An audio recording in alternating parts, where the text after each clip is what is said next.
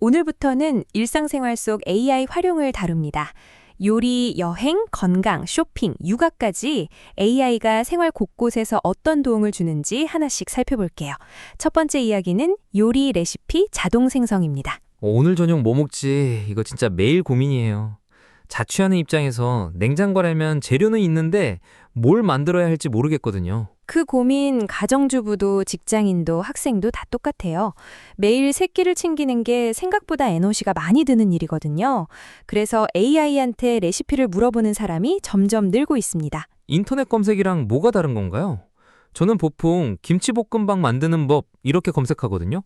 블로그 글 10개쯤 열어보다가 결국 라면 끓이는 경우가 많긴 합니다만. 검색 엔진은 수천 개의 글을 보여주지만 광고 아닌 진짜 맛있는 레시피를 찾으려면 여러 글을 일일이 읽어야 하잖아요. AI는 다릅니다. 내가 지금 가진 재료와 조건을 말하면 거기에 딱 맞는 레시피를 그 자리에서 새로 만들어줘요. 검색은 도서관에서 책 찾는 거고 AI는 요리사한테 직접 묻는 거라고 보시면 됩니다. 그러면 그냥 재료 이름만 나열하면 되나요? 재료만 말해도 결과가 나오긴 하는데 조건을 구체적으로 말할수록 결과가 좋아져요. 집에 오븐이 있는지, 프라이팬만 쓸 수 있는지에 따라 만들 수 있는 요리가 달라지거든요. 알러르기가 있거나 싫어하는 재료가 있으면 미리 알려줘야 하고요. 매운맛은 약하게 해줘, 기름은 적게 쓰고 싶어. 이런 말 한 줄 덧붙이면 결과가 확 달라집니다. 소금 약간이라는 표현이 나오면 늘 고민이에요. 약간이 얼만지 모르니까 대충 넣다가 짜게 되거든요. 그래서 처음부터 이렇게 요청하면 편해요. 1인분 기준으로 소금은 몇 그램인지, 간장은 몇 큰술인지 숫자로 써줘. 조리 시간은 몇 분인지, 불세기는 약불인지 중불인지도 같이 부착하면 됩니다. 한 번 받고 끝내지 말고 궁금한 점을 계속 물어보는 게 실제 요리에 도움이 돼요. 냉장고에 시금치가 이틀째 누워있는데 이런 것도 물어볼 수 있어요? 그럼요. 시금치가 내일까지 먹어야 해. 이렇게 말하면 시금치 나물, 시금치 된장국, 시금치 달걀볶음 같은 아이디어를 여러 개 알려줍니다. 냉장고 정리에서 제일 어려운 게 버리기 아까운 재료를 계속 미루는 건데 AI가 그 미루기를 줄여주는 셈이에요. 자투리 채소로 만드는 계란말이 레시피를 제안하기도 하고요. 음식물 쓰레기를 줄이는데도 꽤 도움이 됩니다. 가족이 같이 먹을 때는 취향이 다 다르잖아요. 그런 것도 반영이 되나요? 됩니다. 아빠는 생선 요리를 좋아하고 동생은 치즈 알레르기가 있어. 이런 식으로 미리 알려주면 다음 레시피 추천에 반영해요. 이번 주 저녁 메뉴 7개를 추천해줘. 이렇게 부탁하면 영양 균형을 고려한 일주일 식단표도 만들어줍니다. 다이어트 중이면 칼로리는 낮추고 단백질은 늘려줘. 이런 목표를 같이 알려주면 되고요. 양파를 노릇해질 때까지 볶으세요. 이런 말이 나오면 저는 노릇하다는 게 뭔지 모르겠어서 그냥 까맣게 태워버린 적이 있거든요. 그럴 때 AI한테 양파가 노릇해진 상태가 어떤 건지 설명해줘. 이렇게 물어보면 색깔의 변화, 식감, 향기까지 자세히 알려줍니다. 요리가 끝난 뒤에 설거지를 줄이는 팁이나 남은 음식 보관법까지 물어볼 수 있어요. 레시피 한 장으로 끝나는 게 아니라 대화를 이어가면서 배우는 거죠. 요리 실력은 결국 직접 만들어 봐야 됩니다. AI가 칼질을 대신해 주거나 불을 켜주지는 못하거든요. 그래도 오늘 저녁 메뉴를 정하는 고통만 줄여도 생활이 한결 가벼워집니다. 매일 밥을 먹어야 한다는 사실이 바뀌지 않는 한 꽤 쓸모있는 도구입니다. 냉장고 열고 멍하니 서 있는 거 저만 그런 줄 알았는데요. 분명 뭔가 있는데 뭘 해먹을지 모르겠고 구석에 뭐가 있는 것 같은데 꺼내보기도 귀찮고요. 그럴 때 냉장고 안을 사진으로 찍어서 AI에게 보여주면 됩니다. 요즘 AI는 눈이 있거든요. 멀티모달이라고 하는 기능인데 사진을 보고 이건 당근이고 저건 양파라고 스스로 파악합니다. 냉장고 사진 한 장 찍어서 보내면 끝인 건가요? 그동안 메모장에 양파, 계란, 뭐였더라? 하면서 적던 게 허무해지는데요. 네, 스마트폰으로 찍어서 챗 GPT나 클로드 같은 서비스에 사진을 첨부하고 질문하면 됩니다. 다만 찍는 방법이 중요해요. 멀리서 한 번에 찍으면 작은 재료가 안 보이거든요. 선반별로 나눠서 찍는 게 좋습니다. 라벨이 붙어 있는 병이나 봉지는 라벨이 보이게 찍으면 AI가 더 정확하게 인식합니다. 투명한 비닐봉지에 담긴 채소는 겉모양이 비슷해서 헷갈릴 수 있어요.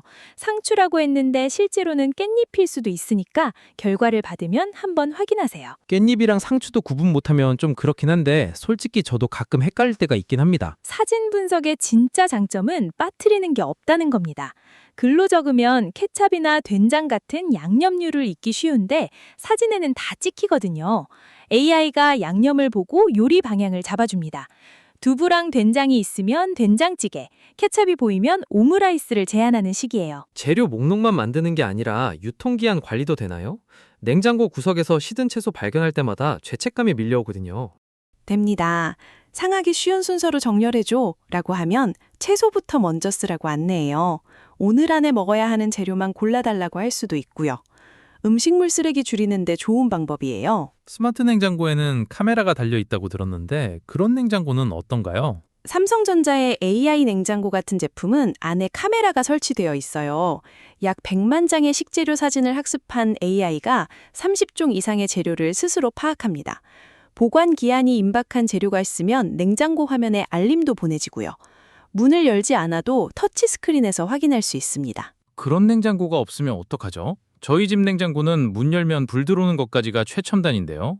스마트 냉장고가 없어도 괜찮습니다. 스마트폰만 있으면 돼요. 챗GPT나 클로드에 접속해서 사진을 첨부하고 이 사진에 보이는 재료가 뭔지 알려주고 만들 수 있는 요리를 추천해줘 라고 입력하면 됩니다. 조심할 점이 있는데요. 냉장고에 주소가 적힌 택배 스티커나 가족 이름이 적힌 메모가 붙어 있을 수 있잖아요. 그런 개인정보가 사진에 담기지 않게 가리거나 잘라서 보내는 게 안전합니다. 마트에서 장 볼 때 집에 우유가 있었나 하고 고민하는 것도 해결되겠네요. 맞아요. 집 나서기 전에 냉장고 사진을 찍어두면 마트에서 바로 확인할 수 있어요. 중복으로 사는 실수를 줄일 수 있고요. 이번 주에 김치찌개랑 제육볶음을 만들 건데 사진에 있는 재료를 확인하고 추가로 살 것을 장보기 목록으로 만들어줘 이렇게 쓸 수도 있습니다. 여기서 우리 음악 듣고 와서 계속하죠. 이 방송은 김경진 변호사가 제공하는 방송입니다.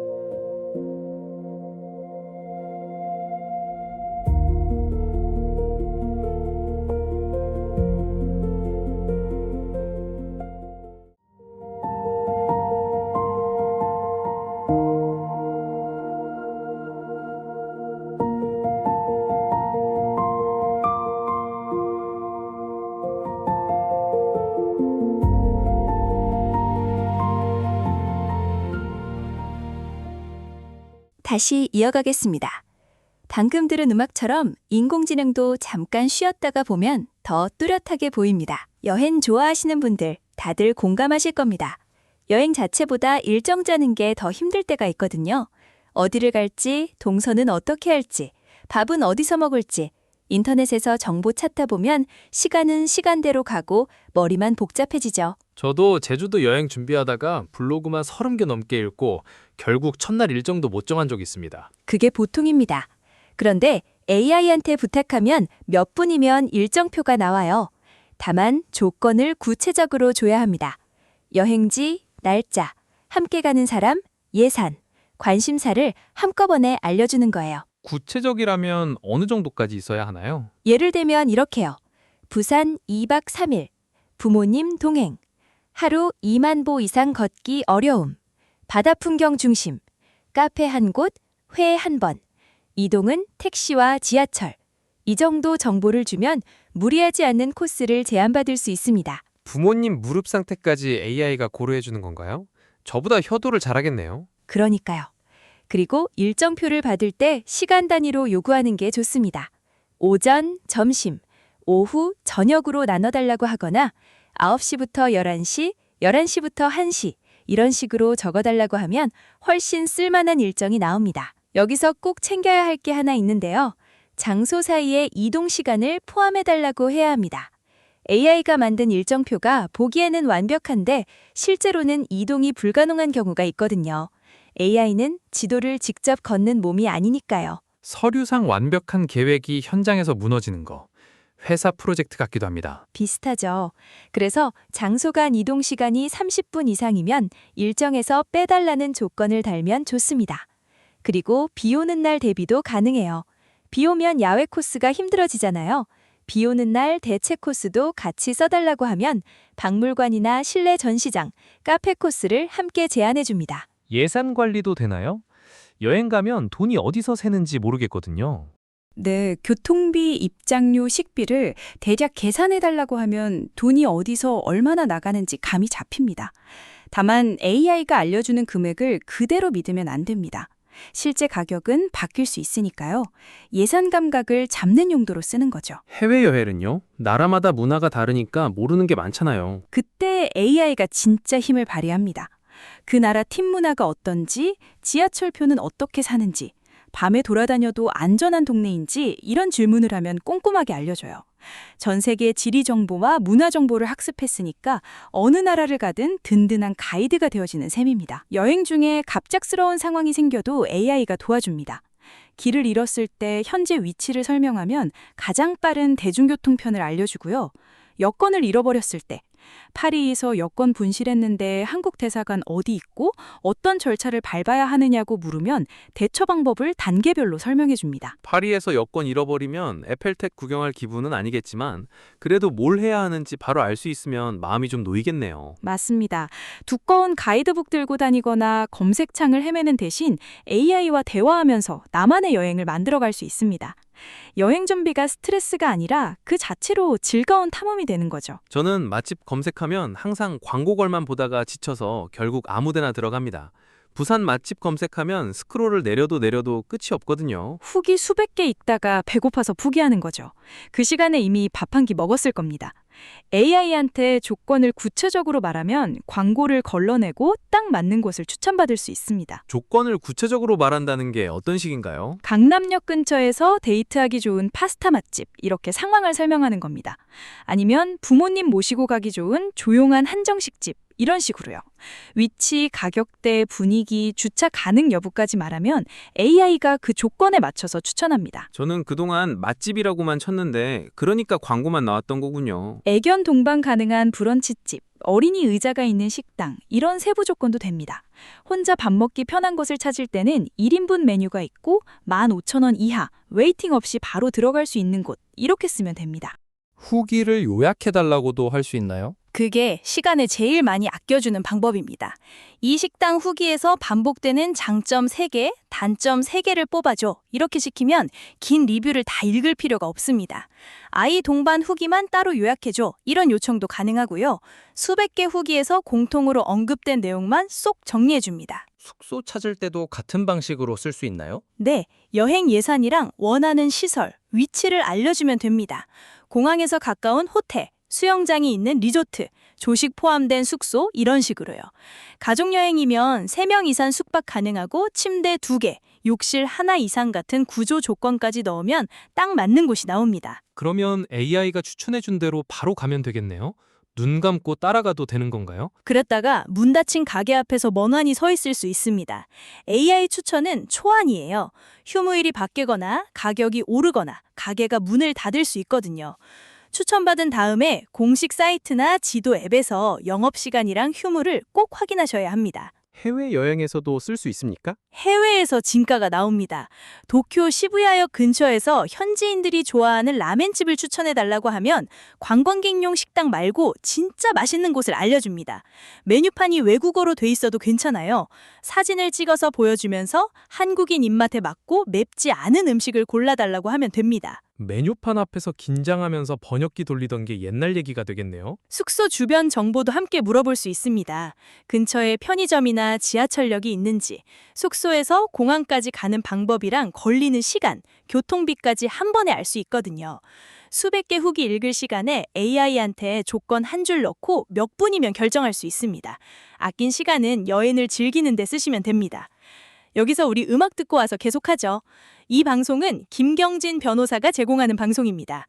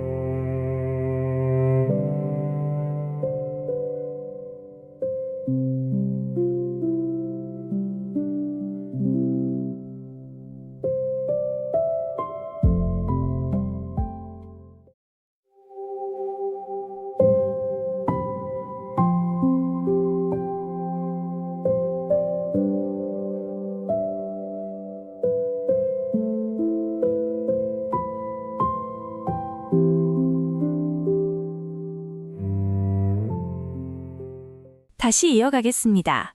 방금 들은 음악처럼 인공지능도 잠깐 쉬었다가 보면 더 또렷하게 보입니다. 저 사실 작년에 도쿄 갔을 때 편의점에서 삼각김밥 데워달라는 말을 못해서 차가운 삼각김밥을 그냥 먹었거든요. 그 정도면 외국어 울렁증이 아니라 삼각김밥 울렁증이네요.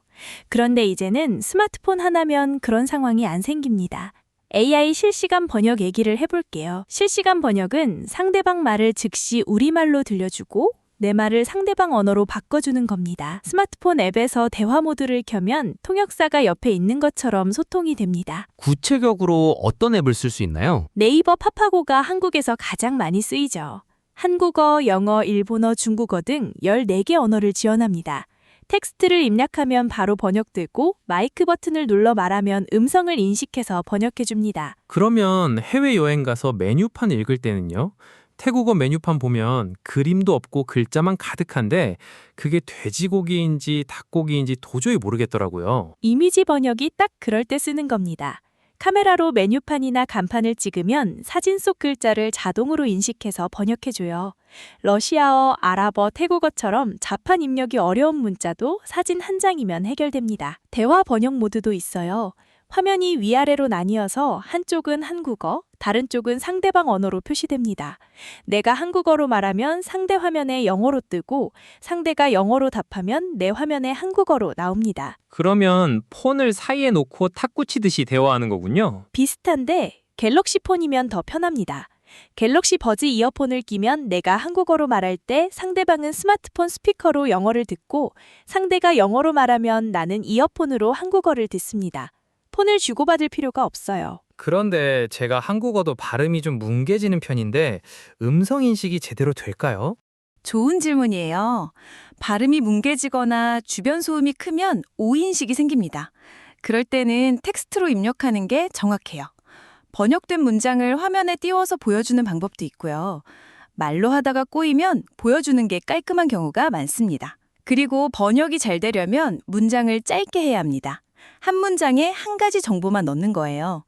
체크인 시간이랑 짐 보관을 한 문장에 다 넣지 말고 체크인 시간은 몇 시입니까? 짐을 먼저 맡길 수 있습니까? 이렇게 나누는 겁니다. 비행기 안에서는 인터넷이 안 되잖아요. 그때도 번역이 가능한가요? 네, 오프라인 번역이 있습니다. 출발 전에 필요한 언어 데이터를 미리 다운로드해두면 와이파이 없는 곳에서도 번역을 쓸 수 있어요. 여행 가기 전에 꼭 챙겨두시면 좋습니다. 다음 여행 때는 차가운 삼각김밥 안 먹어도 되겠네요. 저는 해외여행 정보 찾을 때 항상 한국어로만 검색하거든요. 영어로 검색하면 더 많이 나온다는 건 아는데 뭐라고 쳐야 할지를 모르겠어요. 그게 정확히 핵심이에요. 인터넷에 있는 정보 중 영어로 된 게 압도적으로 많거든요. 한국어로 검색할 때보다 수십 배 더 많은 자료가 나옵니다. 그런데 문제는 딱 그거예요. 무슨 단어로 검색해야 하느냐. 맞아요. 저는 맛집 찾을 때 딜리셔스 레스토랑이라고 쳤다가 전 세계 음식점이 다 나와서 포기한 적 있어요. 딜리셔스 레스토랑. 틀린 말은 아닌데 현지에는 그렇게 안 치거든요. 로컬 레스토랑, 히든잼, 노투어리스트, 미슐랭 가이드 이런 단어를 조합해서 검색해요. AI한테 물어보면 바로 이런 현지식 검색어를 만들어줍니다. 그러니까 번역기 돌리는 게 아니라 사람들이 실제로 검색창에 치는 조합을 알려준다는 거죠? 맞습니다. 번역이랑 검색어 생성은 다른 일이에요. 예를 들어 기후변화를 영어로 검색하고 싶다고 하면 AI가 클라이밋 체인지, 글로벌 워밍, 클라이밋 크라이시스 같은 여러 표현을 제안하고 각각 어떤 맥락에서 쓰이는지까지 설명해 줍니다. 대학생들 논문 쓸 때 구글 스칼라에서 영어 논문 찾잖아요. 그때도 되나요? 학술 검색이야말로 진짜 유용하죠. AI한테 AI가 일자리에 미치는 영향에 대한 영어 논문을 찾고 싶다. 구글 스칼라에서 쓸 수 있는 키워드 10개만 추천해달라고 하면 짧은 키워드랑 긴 문장형 검색어를 섞어서 알려줘요. 일반적인 단어를 학술 전문 용어로 바꿔주는 거예요. 검색 결과가 너무 많이 나올 때도 있고 반대로 아무것도 안 나올 때도 있는데 그것도 조절이 되나요? 됩니다. 결과가 너무 많으면 범위를 좁히는 연관 키워드를 추천하고 너무 적으면 더 넓은 범위의 키워드를 알려줘요.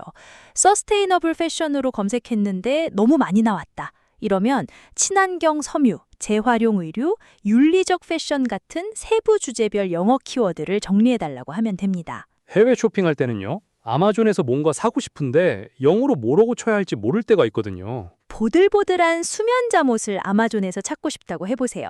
AI한테 물어보면 fluffy fleece 카자마스, plush loungewear 같은 자연스러운 검색어를 알려줘요. 한국어를 그대로 번역한 것과는 느낌이 다르죠. 영어만 되는 건 아니죠? 일본어나 중국어로도 검색어를 만들어주나요? 당연하죠. 한국 전통 음식 레시피를 여러 언어로 찾고 싶다고 하면 영어, 일본어, 중국어, 스페인어로 각각 키워드를 만들어주고 한글 발음까지 적어줍니다. 같은 주제라도 나라마다 쓰는 표현이 다르니까 그걸 AI가 맞춰주는 거예요. 유튜브 영상 찾을 때도 되겠네요. 저는 맨날 한국어 영상만 보다가 세상이 좁아진 느낌이었는데. 유튜브 검색도 마찬가지예요. 초보자를 위한 주식 투자 강의를 영어로 찾고 싶다고 하면 영어권 유튜버들이 자주 쓰는 제목 패턴이랑 검색 키워드를 알려줍니다.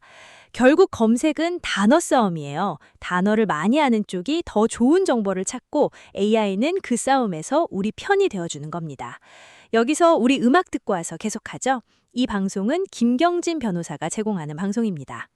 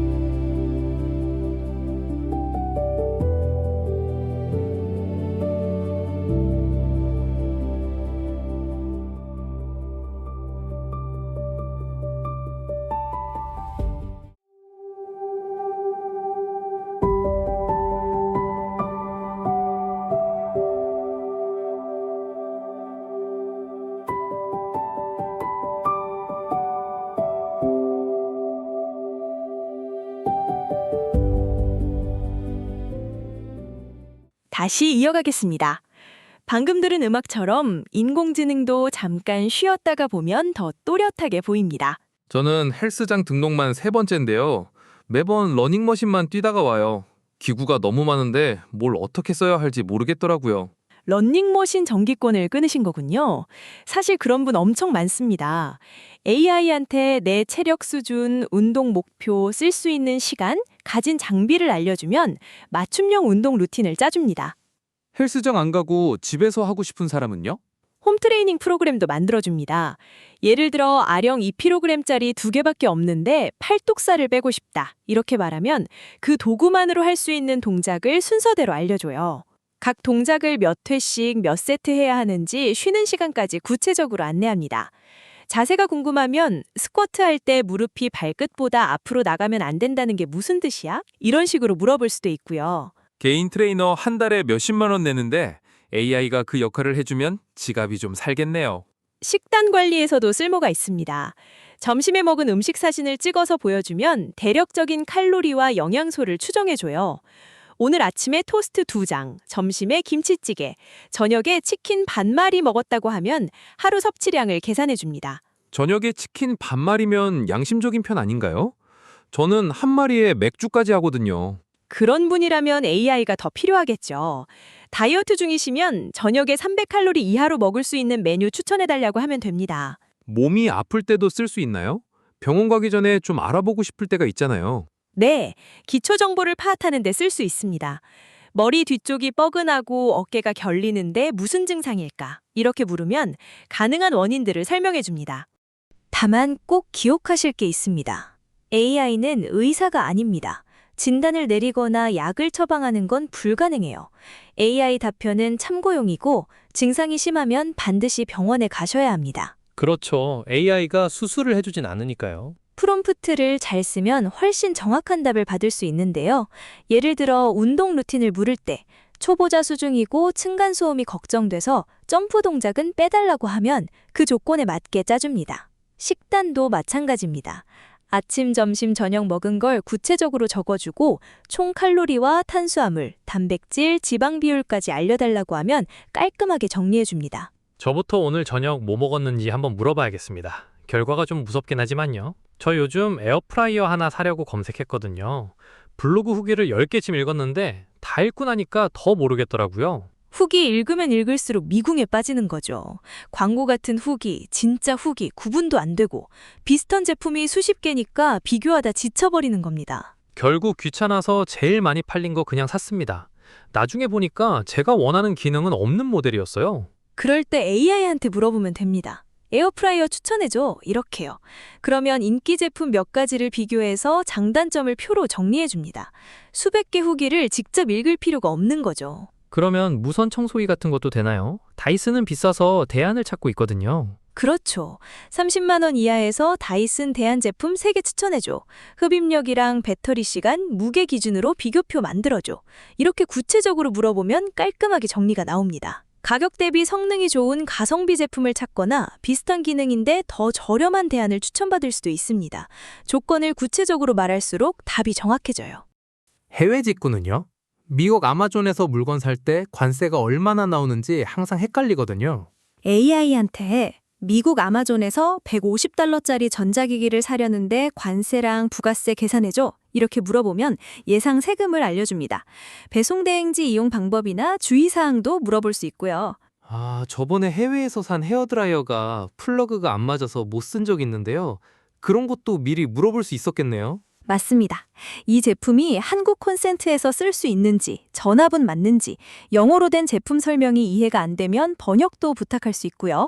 사기 전에 물어봤으면 헤어드라이어가 장식품이 안 됐을 텐데요. 중고 거래는요? 폰을 팔려는데 가격을 얼마로 올려야 할지 모르겠을 때가 많아요. 갤럭시 S23 울트라 256GB, 산지 1년 됐고 상태 양호한데 적정 판매 가격 알려줘. 이렇게 물어보면 대략적인 시세를 알려줍니다. 거기다 중고거래 판매글도 작성해달라고 하면 됩니다. 판매글까지요? 저는 항상 급처합니다. 연락주세요. 이 한 줄이 전부였는데. 그러면 안 팔리죠. AI가 제품 상태, 구성품, 사용감을 매력적으로 정리해줍니다. 쇼핑할 때 AI를 비교 분석 도우미로 쓰면 후회하는 소비를 꽤 줄일 수 있습니다. 여기서 우리 음악 듣고 와서 계속하죠. 이 방송은 김경진 변호사가 제공하는 방송입니다.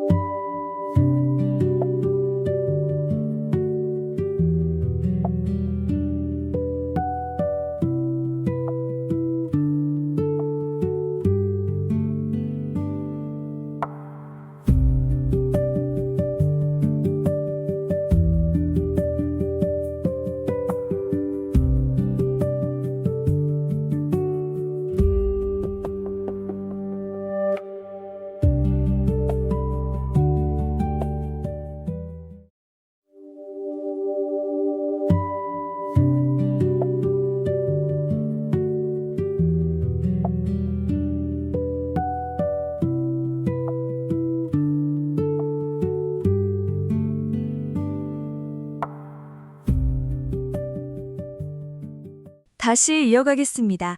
방금 들은 음악처럼 인공지능도 잠깐 쉬었다가 보면 더 또렷하게 보입니다. 이번에는 집안일과 가사관리 이야기를 해볼게요. 집안일이라는 게 하나 끝내면 또 다른 게 기다리고 있잖아요. 빨래 개고 나면 설거지가 있고, 설거지 끝나면 바닥에 머리카락이 보이고 끝이 없죠. 그 끝없는 집안일을 AI가 대신해주는 건 아니지만요. 사소하지만 검색하기 귀찮았던 생활 정보들을 바로 알려줘요. 대표적인 게 얼룩 제거 방법이에요. 아, 저 지난주에 흰 셔츠에 커피 쏟아서 난리였거든요. 검색하면 글마다 다른 말을 해서 뭘 믿어야 할지 모르겠더라고요. AI한테는 상황을 구체적으로 말하면 돼요. 흰 셔츠에 커피 쏟았는데 어떻게 빼? 이렇게요. 그러면 얼룩 종류에 맞는 세탁 방법을 단계별로 알려줘요. 기름때, 와인 자국, 볼펜 자국, 다 처리법이 다르거든요. 니트 줄어든 것도 물어볼 수 있나요? 저 건조기에 넣으면 안 되는 니트에 넣어서 인형 옷이 된 적 있어요. 린스나 베이킹 소다를 이용해서 다시 늘리는 방법을 안내해줘요. 인형 옷까지 줄어든 건 좀 어려울 수 있지만요. 가전제품 문제도 잘 도와줘요. 세탁기에서 23 에러가 떴다. 이렇게 물어보면 그 에러 코드가 뭔 뜻인지 직접 고칠 수 있는 건지 알려줘요. 수리기사 부르기 전에 한번 확인해 볼 수 있는 거죠. 에어컨에서 물 뚝뚝 떨어지는 것도요. 그거 여름마다 고민인데. 네, 어디가 문제인지 설명해주고 직접 해결할 수 있는 방법이 있으면 알려줘요. 이건 수리기사를 불러야 하는 상황이다. 이런 판단 기준도 같이 알려주고요. 에어컨 필터 청소 주기나 냉장고 접정 온도 같은 관리 팁도 물어볼 수 있어요. 청소 스케줄 같은 것도 짜줄 수 있어요? 저는 할 때 몰아서 하는 스타일이라 늘 지치거든요. 1인 가구인데 주간 청소 계획표 만들어줘. 이렇게 말하면 요일별로 할 일을 나눠서 정리해줘요. 맞벌이 부부라면 주말 2시간 안에 집 전체를 청소할 수 있는 동선을 짜달라고 할 수도 있고요. AI가 엄마처럼 잔소리는 안 하면서 계획은 짜주는 거네요. 그렇죠. 이사할 때 체크리스트, 계절 바뀔 때 해야 할 집안일 목록, 정리정돈 방법도 물어보면 잘 정리해줘요. 검색 여러 개 열어놓고 비교할 필요 없이 내 상황을 말하면 맞춤으로 알려주니까 편한 거예요. 집안일 자체를 해주진 못해도 뭘 어떻게 해야 하는지는 확실히 도움이 되겠네요. 맞아요. 사소한 생활 문제를 바로 해결할 수 있다는 게 AI의 장점이에요. 다음 소절에서는 자녀 교육과 육아에 AI를 어떻게 쓸 수 있는지 알아볼게요. 이번엔 자녀 교육과 육아 얘긴데요. 솔직히 아이 숙제 도와주다가 부모가 더 당황하는 경우, 저만 그런 건 아니죠? 그런 분 많습니다. 분수의 나눗셈이 갑자기 나오면 이거 어떻게 했더라? 머릿속이 하얘지거든요. 그럴 때 AI한테 물어보면 됩니다. 초등학교 5학년 수준으로 분수의 나눗셈을 설명해줘. 이렇게 입력하면 아이 눈높이에 맞춰서 쉬운 말로 풀어줍니다. 답을 바로 알려주는 게 아니라 힌트를 주면서 아이가 스스로 생각하게 해달라고 요청할 수도 있고요. 아이한테 가르쳐주는 척 하다가 몰래 화장실에서 AI 검색하는 부모 분명 있을 겁니다. 있죠. 그래도 결과적으로 아이한테 제대로 설명해주면 되는 거니까요. 숙제만이 아닙니다. 비유적 표현이 뭔지 모르겠다는 아이한테 AI가 예문까지 만들어서 보여주면 이해가 훨씬 빠릅니다. 비 오는 주말에 아이랑 뭘 하면 좋을지 이런 것도 물어볼 수 있나요? 됩니다. 7살 아이와 집에서 할 수 있는 과학놀이를 알려줘. 이런 식으로 물어보면 집에 있는 재료로 할 수 있는 실험들을 추천해줍니다. 연령별로 보드게임이나 만들기 활동, 요리 체험 같은 것도 제안받을 수 있고요. 5살짜리한테 베이킹소다 화산 실험시키면 집이 먼저 폭발하지 않을까요? 그래서 준비물은 집에 있는 것들로 해달라고 조건을 붙이는 겁니다. 교육적 효과도 같이 알려달라고 하면 이 놀이가 왜 좋은지까지 설명해 주니까 부모 입장에서 선택하기가 편하거든요. 책 추천도 되나요? 아이한테 뭘 읽히면 좋을지 늘 고민이에요. 됩니다. 초등학교 2학년 남자아이가 읽으면 좋은 책을 추천해줘. 그림책 말고 글이 많은 책으로 이렇게 조건을 넣으면 줄거리와 추천 이유를 함께 알려줍니다. 독서 습관 들이는 방법이나 읽고 난 뒤 활동 아이디어도 물어볼 수 있고요. 중학생 딸이 판타지 소설만 찾는데 그것도 맞춤 추천이 되겠네요. 서점 직원보다 취향을 잘 파악할 수도 있겠습니다. 맞습니다. 장르, 난이도, 분량까지 조건을 넣을 수 있으니까요. 다만 한 가지, AI는 경험 많은 선배, 부모 같은 역할이지 정답은 아닙니다. 모든 아이가 다르니까 참고할 아이디어를 얻는다는 마음으로 쓰시면 됩니다. 육아에 정답이 있으면 세상 모든 부모가 편했겠죠. 아이디어 창구로 쓴다. 이게 포인트네요. 여기서 우리 음악 듣고 와서 계속하죠. 이 방송은 김경진 변호사가 제공하는 방송입니다.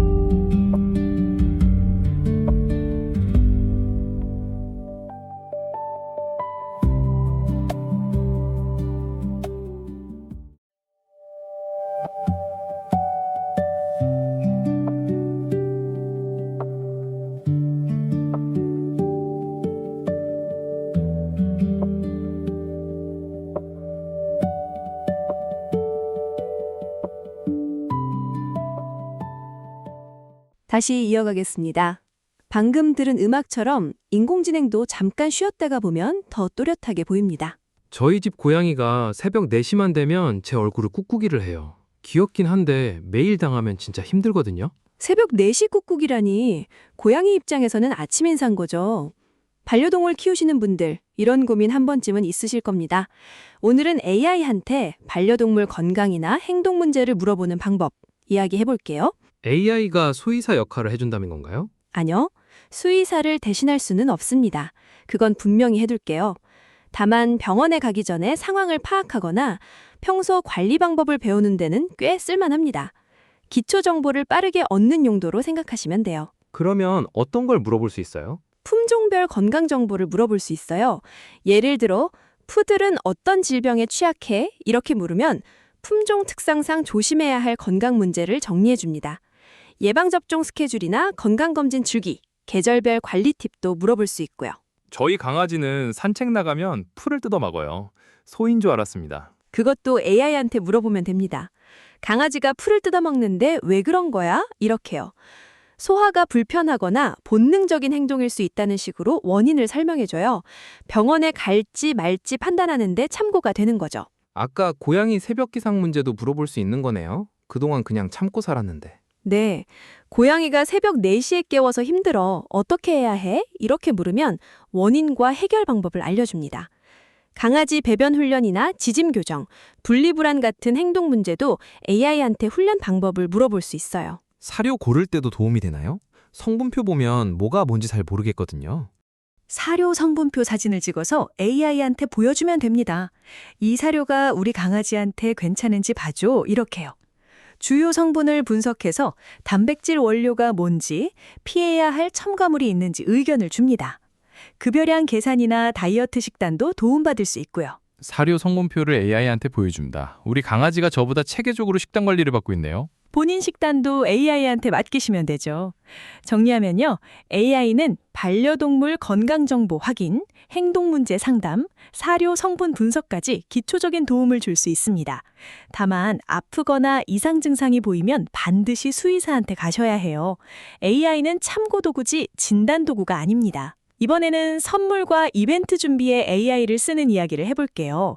생일, 기념일, 명절 때마다 돌아오는 그 질문 있잖아요. 뭘 선물하지? 저는 그 고민이 매년 반복돼요. 결국 매번 상품권으로 끝나는데 받는 사람 표정이 좀 미묘하거든요. 아, 그 표정.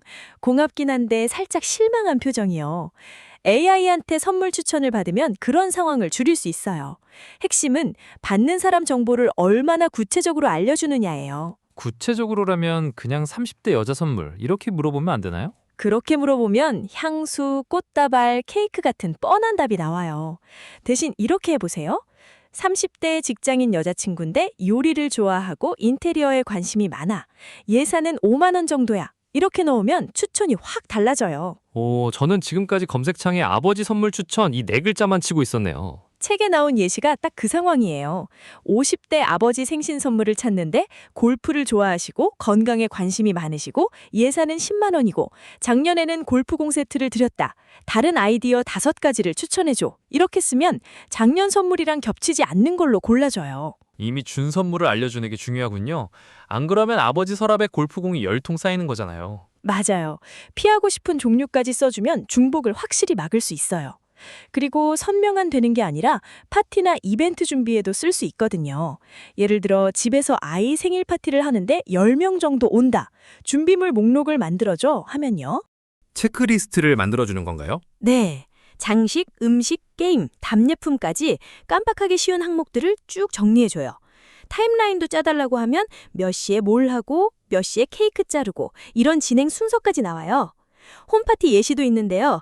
친구 10명이랑 보드게임이랑 영화 감상 위주로 3시간짜리 파티를 한다고 하면 준비물이랑 타임테이블을 같이 받을 수 있어요. 저는 파티 준비하면 항상 뭔가 빠뜨려요. 지난번에 풍선을 잔뜩 샀는데 펌프 넣을 펌프를 안 사서 입으로 불다가 쓰러질 뻔했거든요. 그런 걸 막아주는 거예요. AI가 펌프까지 알아서 넣어주거든요. 그리고 하나 더. 축하 메시지나 카드 문구 쓰는 것도 도와줘요. 카드 문구요? 저는 보통 축하에 4글자에서 멈추는데. 그런 분들한테 좋은 거예요.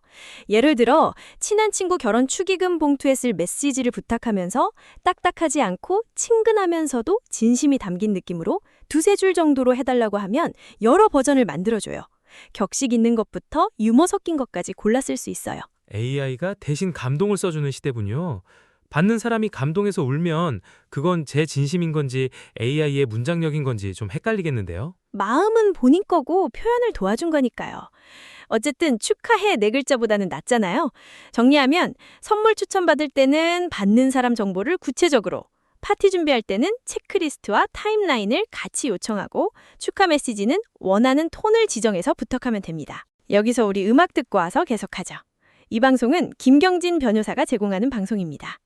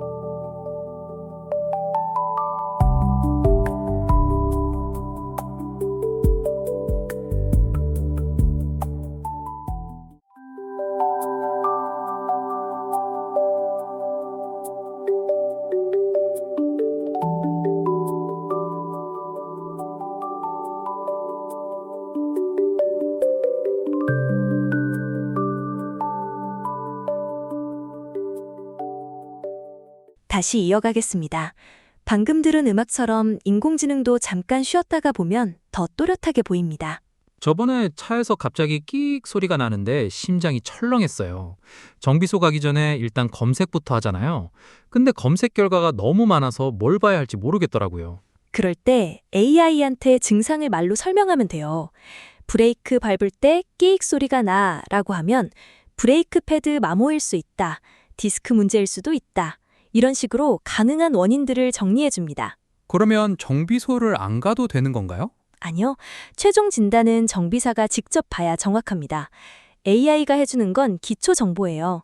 지금 당장 차를 세워야 하는 긴급한 상황인지 아니면 조금 더 운행해도 되는지 그 판단 기준을 먼저 알려주는 거죠. 저는 경고등 켜져도 한 달 넘게 그냥 탄 적이 있거든요. 나중에 정비소 갔더니 혼났습니다. 그게 보통이에요, 사실. 경고등 켜졌는데 뭔지 모르니까 일단 무시하고 타는 분들 많거든요. AI한테 경고등 모양이나 색깔을 설명하면 뭘 뜻하는지 바로 알 수 있습니다. 정비소 가면 또 걱정되는 게 비용이에요. 뭘 얼마 받는 게 적정한 건지 감이 없으니까요. 그래서 미리 AI한테 물어보는 거예요. 엔진오일 교환 비용이 보통 얼마야? 라고 하면 일반적인 가격대를 알려줍니다. 차종과 정비 항목을 구체적으로 말할수록 더 정확해져요. 바가지 방지용이네요. AI가 정비소 가기 전에 작전 참모 역할을 해주는 거군요. 맞아요. 예를 들어 2020년식 현대 소나타. 타이어 4개 교체하려고 한다. 타이어 종류별 가격대랑 공인비 알려줘. 이렇게 구체적으로 물으면 꽤 쓸모있는 답을 받을 수 있어요. 자동차 말고 장거리 운전 계획 같은 것도 도움이 되나요? 그럼요. 서울에서 부산까지 가는데 중간에 쉬기 좋은 휴게소 추천해줘 라고 하면 맛집이 있거나 시설이 좋은 곳을 알려줍니다. 예상 소요 시간, 통행료, 주유 계획까지 한 번에 세울 수 있어요. 금요일 저녁에 출발하면 막히는지도 물어볼 수 있겠네요. 네. 이번 주말에 서울에서 강릉까지 금요일 저녁 7시에 출발하는데 막힐까? 이런 식으로요. AI가 실시간 교통 정보를 갖고 있진 않지만 요일과 시간대별 정체 패턴은 알려줄 수 있거든요. 대중교통은요? 지하철 환승이 복잡할 때도 쓸 수 있나요? 됩니다. 강남역에서 홍대 입구역 가는 제일 빠른 방법, 이렇게 물어보면 돼요. 환승 경로나 버스 노선이 헷갈릴 때 정리해달라고 하면 깔끔하게 알려줍니다. 자동차든 대중교통이든 이동 전에 AI한테 한번 물어보는 습관을 들이면 시간도 아끼고 스트레스도 줄어들어요. 이번 시간에는 기기 사용 설명서와 고장 수리 안내 이야기를 해볼게요. 전자제품 새로 사면 설명서부터 펼치잖아요. 글씨는 또 왜 그렇게 작은지, 찾고 싶은 기능은 몇 페이지인지 한참을 뒤져야 하고요. 설명서 읽다가 포기한 적 한두 번이 아닙니다. 결국 유튜브 검색하게 되더라고요. AI한테는 그냥 말로 물어보면 돼요. 삼성 TV 리모컨에서 유튜브 앱 여는 방법 알려줘. 이렇게요. 화면이 너무 어두운데 어떻게 밝게 해? 이런 식으로 증상을 말해도 됩니다. 설명서를 뒤질 필요 없이 내가 궁금한 걸 바로 물어보는 거죠. 저는 세탁기 에러 뜨면 일단 전원부터 뽑거든요. 껐다 켜면 되겠지 하면서요. 그게 가끔은 통하긴 하죠. 근데 AI한테 물어보면 진짜 원인을 알 수 있어요. 세탁기 화면에 UE 에러가 떴어. 무슨 뜻이야? 이렇게 물으면요. UE는 보통 빨래가 한쪽으로 쏠려서 균형이 안 맞는다는 뜻이거든요. 빨래를 꺼내서 골고루 다시 넣으면 해결됩니다. 냉장고나 에어컨 에러도 되나요? 냉장고, 에어컨, 전자레인지, 공기청정기 거의 다 됩니다. 제조사랑 모델명을 같이 알려주면 답이 더 정확해져요. 컴퓨터 에러 메시지도 마찬가지예요. 화면에 뜬 영어 에러 메시지를 그대로 복사해서 붙여 넣으면 무슨 뜻인지, 왜 생겼는지, 어떻게 고치는지 알려줍니다. 노트북이 갑자기 느려졌을 때도 물어볼 수 있겠네요. 이럴 때 진짜 답답하거든요. 네, 노트북이 갑자기 느려졌어. 왜 그런 거야? 이렇게 물으면 저장 공간이 부족한지, 프로그램이 너무 많이 돌아가는지, 악성 프로그램에 감염된 건 아닌지 하나씩 점검하는 순서를 알려줘요. 와이파이가 자꾸 끊긴다, 블루투스 이어폰이 연결이 안 된다, 프린터가 인쇄를 안 한다, 이런 흔한 문제들도 대부분 해결 방법을 찾을 수 있고요. 수리기사 부르기 전에 AI한테 먼저 진찰을 받는 거군요. 기계 주치의 같은 느낌이에요. 딱 그런 거예요. TV 화면에 세로 줄이 생겼어. 고칠 수 있어? 이렇게 물으면 케이블 문제인지 패널 자체 고장인지 확인하는 방법을 알려줘요. 케이블 다시 꽂아서 해결되면 수리비를 아끼는 거고 직접 해결이 어려운 문제면 이건 수리기사를 불러야 한다고 솔직하게 말해줍니다. 수리비 예상 범위도 물어볼 수 있어서 바가지를 안 쓸 수 있어요. 오래된 기기는 어떤가요? 설명서도 못 찾겠고 인터넷에도 정보가 없는 경우요. 10년 전에 산 보일러 사용법이나 단종된 카메라 설정 방법도 물어볼 수 있어요. AI가 방대한 데이터를 학습했기 때문에 오래된 제품 정보도 상당 부분 알고 있거든요. 모델명을 정확히 알려주면 더 좋고요. 물론 AI가 전문 수리 기자를 완전히 대신하지는 못합니다. 복잡한 하드웨어 문제나 정밀한 수리는 사람 손이 필요해요. 하지만 설정 문제, 사용법, 에러 해석, 기초적인 문제 해결은 충분히 됩니다.